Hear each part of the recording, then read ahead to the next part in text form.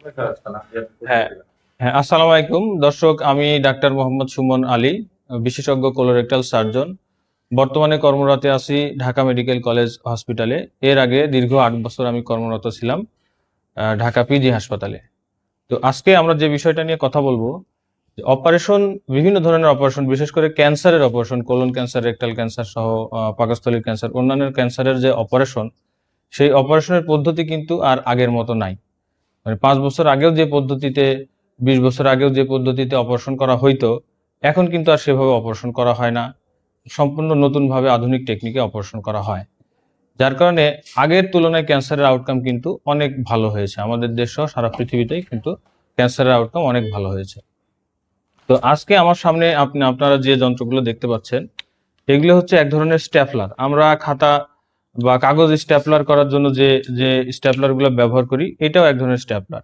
এই স্ট্যাপলারগুলো ব্যবহার করা হয় পেটের নাড়ি জোড়া দেওয়া এবং পেটের নাড়ি কাটার কাজে। ঠিক আছে, পেটের নাড়ি কাটা এবং পেটের নাড়ি জোড়া দেওয়ার কাজে এগুলোকে বলা হয় লিনিয়ার কাটার বা লিনিয়ার স্ট্যাপলার।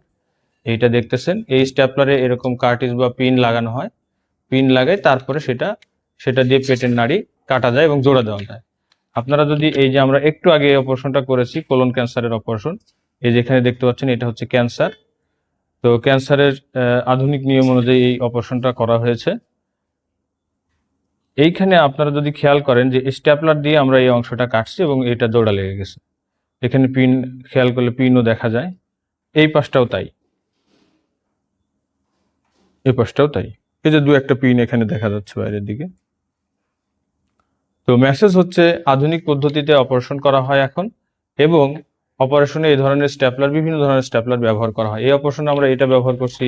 রেকটাল ক্যান্সার বা মলাশয়ের যে ক্যান্সার, সেখানে আরো অন্য ধরনের সার্কুলার স্ট্যাপলার, টিএ স্ট্যাপলার বলে, ওইগুলো ব্যবহার করা হয়।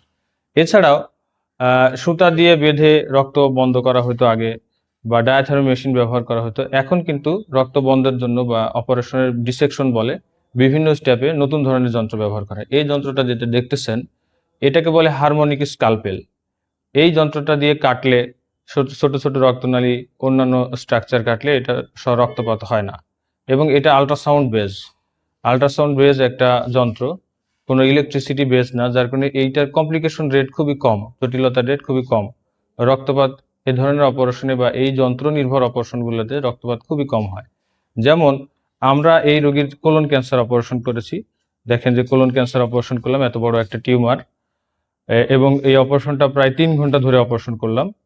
এই অপারেশনে রক্তপাত হয়নি বললেই চলে, হয়তোবা মানে 20 ml রক্তপাতও হয়নি। এই কারণে অজ্ঞানের ডাক্তার বলতেছিলেন যে যেহেতু রক্তপাত হয়নি, আমরা 2 ব্যাগ রক্ত রাখছিলাম রোগীর জন্য, কিন্তু কোনো রক্তপাত না হয় আমরা সিদ্ধান্ত নিলাম যে যেহেতু রক্তপাত হয়নি, রক্তের প্রয়োজন নাই, তাই রক্ত আমরা আপাতত দিলাম না। তো সেটাই মেসেজ হচ্ছে যে ক্যান্সারের অপারেশন বা অন্যান্য কোনো অপারেশনই কিন্তু আর আগের মতো নাই। এটা অনেক পরিবর্তন হয়ে গেছে। পরিবর্তিত পদ্ধতিতে অপারেশন করতে হবে, তাহলে আউটকাম অনেক ভালো হবে। যেমন আমরা যদি অভিজ্ঞতা থেকে বলি, এর আগে যে ক্যান্সারের অপারেশন, সেম অপারেশন আমরা আরেকটা করেছি কিছুদিন আগে, বয়স্ক একজন ভদ্রলোক। তার পরীক্ষা নিরীক্ষা করে, টিউমারটা পরীক্ষা নিরীক্ষা করে দেখা গেছে যে আলটিমেটলি সব প্যারামিটার ভালো আছে। পরে অনকোলজিস্টরা, ক্যান্সারের ডাক্তার সিদ্ধান্ত নিয়েছেন যে ওনার কোনো থেরাপি দেওয়া লাগবে না, এবং থেরাপি ছাড়াই আমরা খোঁজ খবর নিচ্ছি, ফলো আপ করতেছি। উনি আলহামদুলিল্লাহ ভালো আছেন। তো এই রোগীর ক্ষেত্রেও আমরা টিউমারটা পরীক্ষা করব, করে কি ডিসিশন আছে সেটা নিব ইনশাল্লাহ। তো সবাই ভালো থাকবেন, সুস্থ থাকবেন। আসসালামু আলাইকুম।